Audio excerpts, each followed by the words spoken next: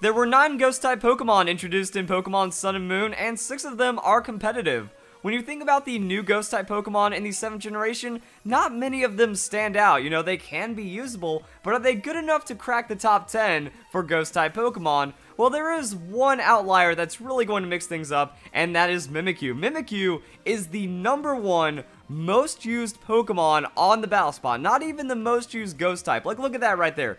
Blaziken and Landorus are not played as much as the Mimikyu on the official online Pokemon battles, so that's going to be pretty crazy when we go into this top 10 list. Now, number 10 on the list is already going to be a crazy change, because we're going to put down Sableye, Mega Sableye, whatever's going on right there, and that's mostly because of the nerfs that Sableye has felt, but also because of some of the Pokemon that were introduced in the 7th generation. That with Pokemon like Tapu Koko, it makes it really hard to set up the Mega Sableye, because Mega Sableye needs to be a 3-hit KO Pokemon that can then sit up, transition the right time with a recover, and then build into some shenanigans. But right now, there's a lot of Pokemon that are Ultra Beast or Tapu Koko, or just some really a lot of power that has kind of risen up and killed off a lot of stall. But also with the changes to Prankster not being able to affect Dark-type Pokemon, and then Sableye losing Prankster to turn it Mega Evolves, there's not as much crazy things as Sableye can do. What it wanted to do was Will-O-Wisp and then like Mega Evolve and then get the outspeed on the recover and then keep itself safe.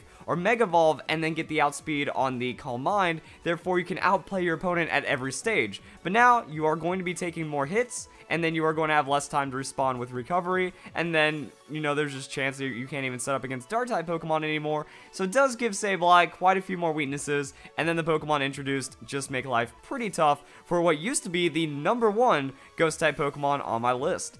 Number 9, we have Marowak. So Alolan Marowak.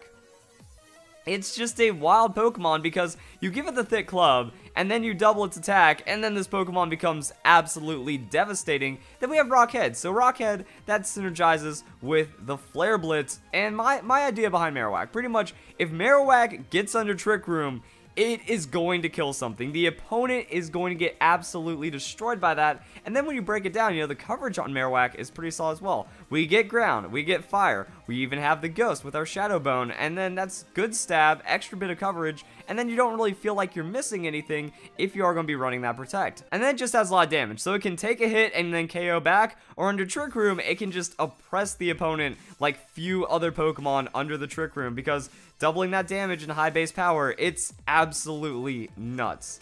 Number 8 on the list is going to be Dusclops. Now, Dusclops is just ridiculous because we have Eviolite Dusclops.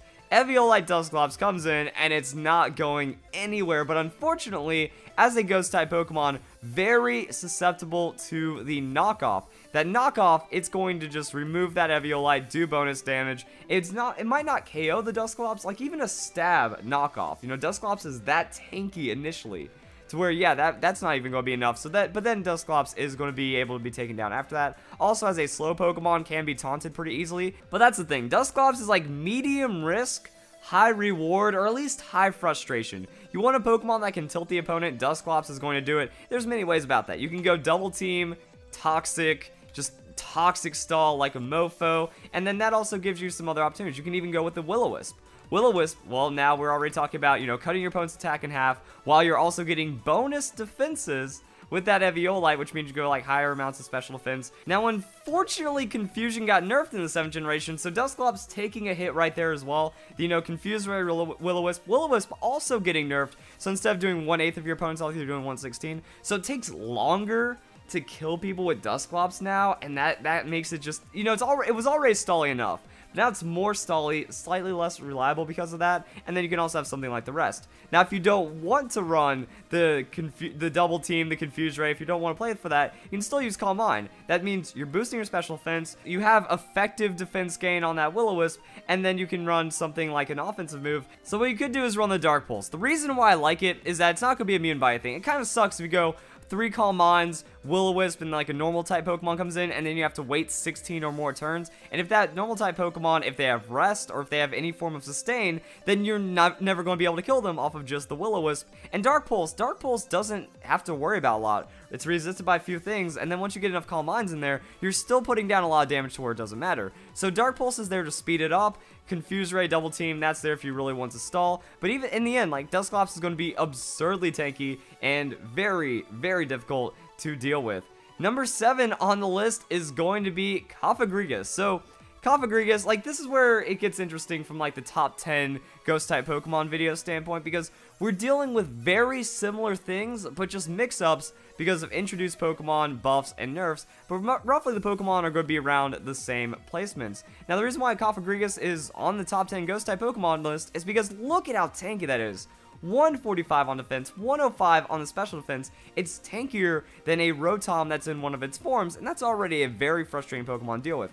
Cofagrigus is also one of the best Trick Room setting Pokemon, and it can do a lot of cheese. We've seen on Fan Fridays that it can run many different sets and do all kinds of frustrating things to your opponent, such as just, you know, going Calm Mind setup again, running it similar to the Dusclops, but also it provides that little bit extra utility. It has a little bit more damage behind it. Then it can run the Destiny Bond if you needed to. That can lock an opponent out. It has Haze to eliminate the stat changes. And then what we see a lot on the Cofagrigus is that it can slam some damage. So you go Will-O-Wisp Hex, and then you already have a high amount of defense, so it's reliable. You know, if Cofagrigus gets knocked off, it's not the end of the world. If Dusclops gets knocked off, there goes a lot of the tankiness. There goes a lot of what makes Dusclops so crazy. Cofagrigus, it's like, alright, I can still use Hex if taunted, I can try to get my Will-O-Wisp in there and then do some weird things, and then Destiny Bond, and then it's pretty much like, it's such a diverse tank as well, that with the stats, with its move pool, you can just kind of put it on your team and have it there for whatever you need. Need a special defense tank? Cool, you just slap on like a bold nature, you know, give it just a little bit of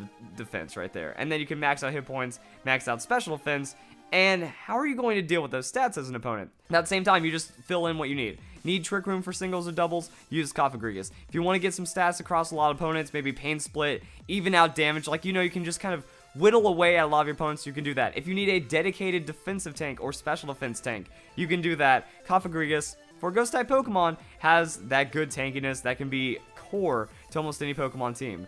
Number 6 on the list is going to be Bayonet. So Bayonet got a buff. That Mega Pokemon, now that their abilities kick in. So Bayonet gets the Prankster on the turn and Mega Evolves now. Sableye loses it. So there's like an interesting little mix of as to what happened with the Mega Evolution changes here.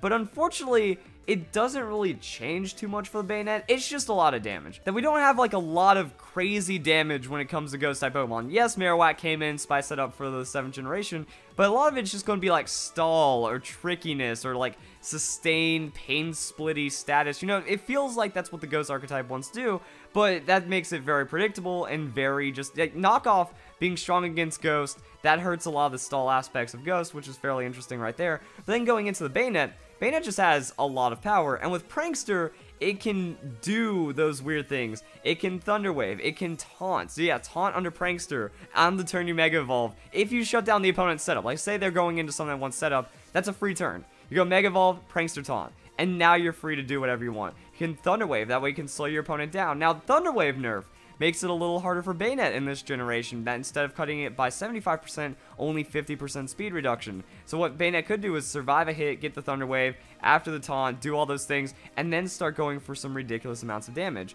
It does get the Phantom Force. So Phantom Force, 90 base power, stab on one of the highest attacking Pokemon in the game, and because that Prankster, we don't need speed investment. And this is where we find out some interesting play with the Bayonet. That Bayonet, outside of Phantom Force, it gets Sucker Punch, it gets Shadow Sneak. It can be a very high priority Pokemon, and that's what you can do. You can just mess with your opponent. Phantom Force, Shadow Sneak, Sucker Punch. One, like Phantom Force, Shadow Sneak, or Sucker Punch. That's a KO combo right there. 165 on the attack. Bayonet is going to take down a lot of Pokemon by doing that. So that means it took one hit, but it has defensive investment on average defensive stats. So unless it's like the most powerful, super effective hit that you could take, yeah, then you're going to be pretty strong. After that, you can Pain Split, get your health back, take a hit, and then just kind of Pain Split them down, find a way in with the Phantom Force or something like that. And if Bayonet is faster than the opponent, it can also do it. So you can run an all offensive Bayonet. So you can either run like full status, full offensive or mix on Bayonet, and then things are going to go pretty well for yourself right there. Number 5 on the list, we are going to be looking at the Gengar. So this is one of the biggest changes. Like, we have Mega Gengar and regular Gengar. This might be one of the biggest changes, interestingly enough, for my top 10 list, because I decided to swap Gengar and Chandelure. Again, looking at that lack of damage. That Gengar, it's solid, and the Mega Gengar, it's also solid, but there's just a lot of high damage right now. That Tapu Koko comes in, outspeeds Gengar, that's a one-shot Thunderbolt. What can you do about it? Not much. So, and then like since Chandelure, it has a bit more bulk to it, it wants to also run that Scarf and then have a lot of damage behind it. I think there's a bit more that you can do with the Chandelure, because we're in a really strange state. That with the introduction of Tapu Koko, the amount of power that exists, the amount of speed and sweep has been raised, but also a lot of the other Pokemon introduced in 7th generation are slower.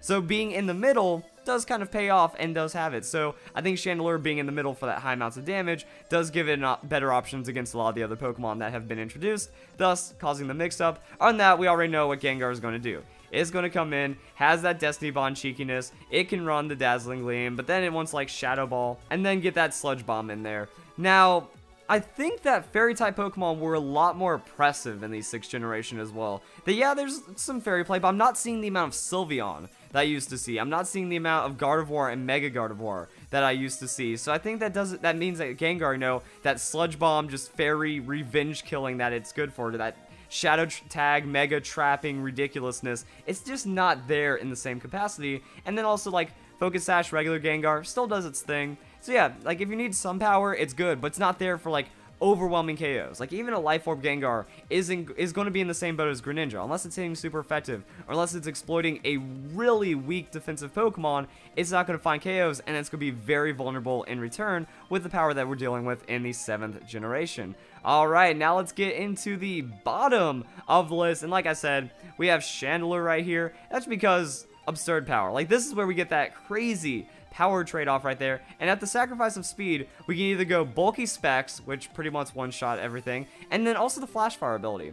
Flash Fire is really good. Oh yeah, Gengar lost Levitate as well. Like, see, that's one of those things that just kind of happened to an almost forgettable point, because, yeah, Gengar lost Levitate. Now Earthquake wrecks it. It doesn't change much for the Mega Gengar, which is one of the biggest things holding it down the list. Like, if Gengar didn't have Mega, I would maybe put it around 8th on the list, because like I said, that's where you start getting into pretty exploitable territory. And then Curse Body doesn't really do anything for the Gengar. Like, maybe, okay, you KO'd my Gengar, now you don't get to use that powerful move anymore.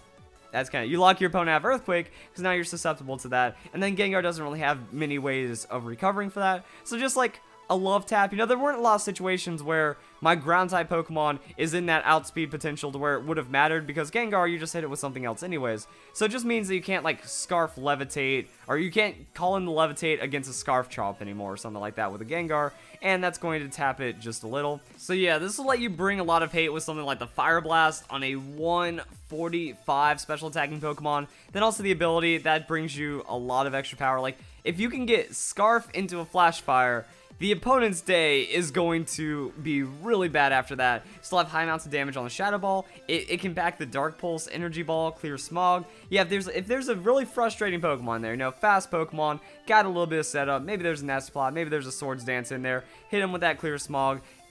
Even though you are, like, choiced into that, it can be a little unfortunate. It could be worth for that, you know, little bit amount of damage, clearing the opponent right there, then switching out and trying to regain for later. So it can reset momentum if it needs to. Also, yeah, if there's just a tank Pokemon or something that's stalling with status like that, or trying to go for setup, that can work. Energy Ball. As a Fire-type Pokemon, weak against water, having that Energy Ball is very difficult for the opponent to deal with. So yeah, it's just a lot of power. Like, when Chandelure comes in as a response to you, and it's a confident response, there's not much you can do about it, especially with that Scarf, especially with the speed and power that it's going to bring behind it. So a few things are going to be able to take it down when it starts rolling like that.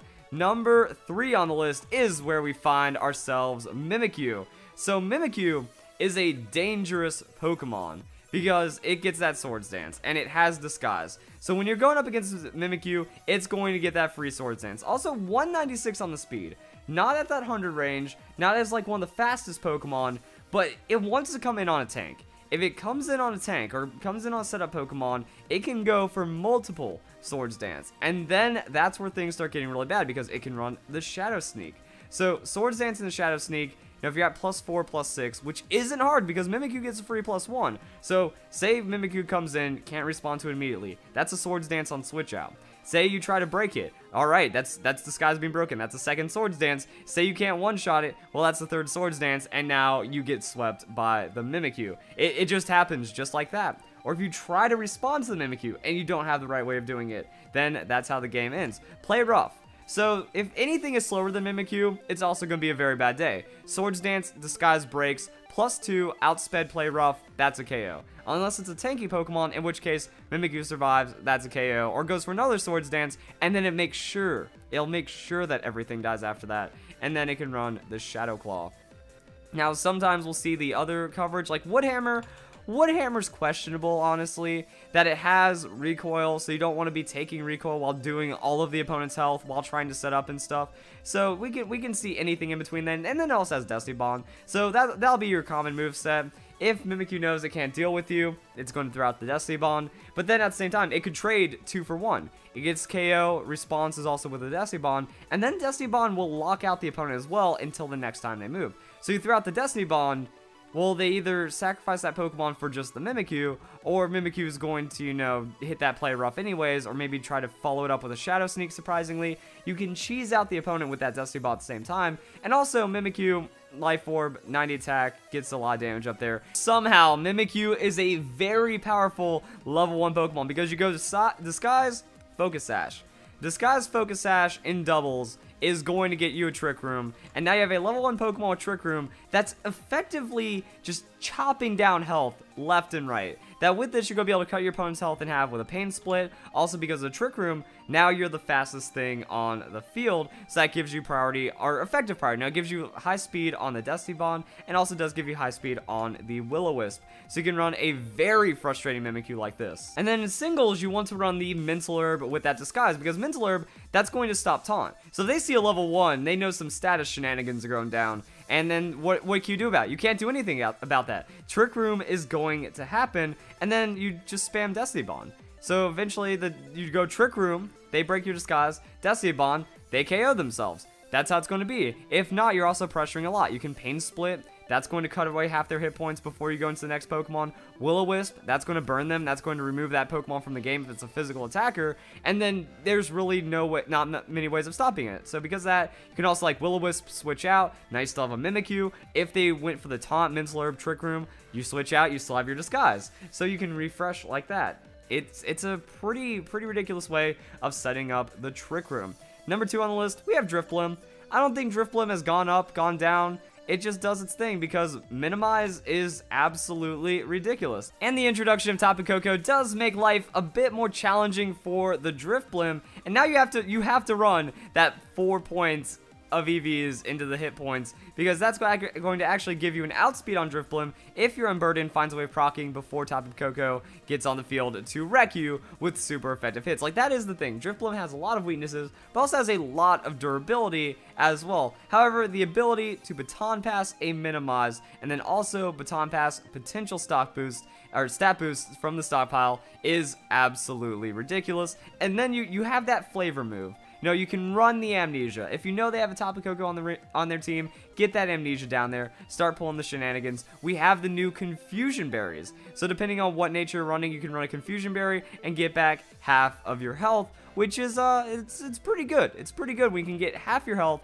on a Pokemon that's already doing all of this ridiculous stuff right here. With a consumable item like a berry, that's going to be Unburden. You can also run something like the red card. They hit you, they swap out. Oh man, that means their momentum gets disrupted pretty hard right there. You're getting minimized as stockpiles. You're just kind of setting up even harder. And then if you have a Citrus Berry, you have 25% more hit points. You're effectively 1 1/4 Drifblim that's also getting Unburdened for the outspeed, and then you'll eventually find your way into the Baton Pass. So now you can gift anything. You can gift a terrifying Pokemon. You know, Garchomp, +4, +6 evasion, and then harder to kill because it has like +1 defenses. You can do that to anything. That's why I love the Drifblim so much. And also, even in doubles, for VGC 2017, we saw the rise of a Seed Drifblim. The way you do is you run Tapu Lele, you get that Psychic Seed, or you can also run the Misty Seed. Now, Drifblim has that free special defense, and it's a boost. So if Drifblim Baton passes, that special defense goes somewhere else. And also, this helps you survive. It does so many things.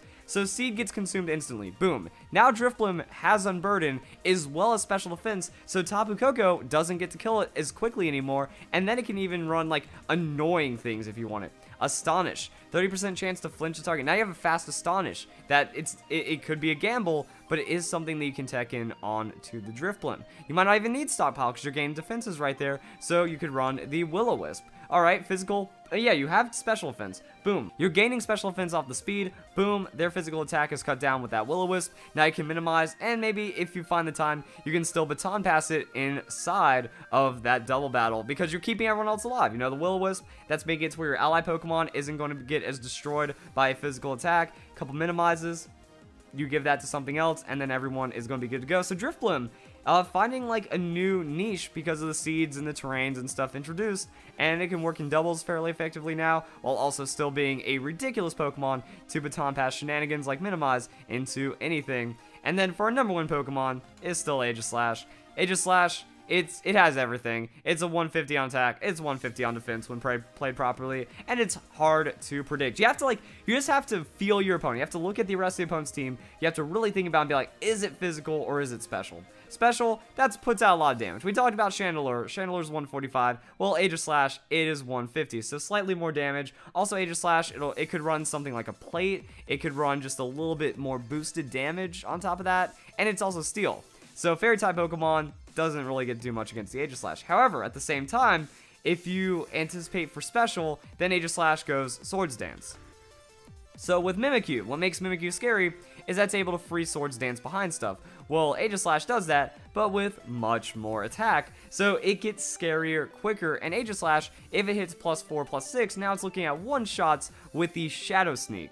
And even then, Aegislash also getting buffed with the berries and all kinds of stuff like that, because Aegislash is a very bulky Pokemon with the 150 on the defenses. So because of that, you're going to be in the red often. Like, you're going to be a 3-hit KO Pokemon, so that means you take a hit, berries proccing. Oh, now you're a 4-hit KO Pokemon. Maybe you're 5 because of weird damage rolls and stuff like that. And then also King Shield. It protects from attacks, and if it's a physical attacker and you can outplay them on that contact, they have to switch, or they just die, or they don't do any damage to you. So, and then Aegislash, Steel Ghost, good typing for resisting quite a lot, and then you can just go into whatever you need.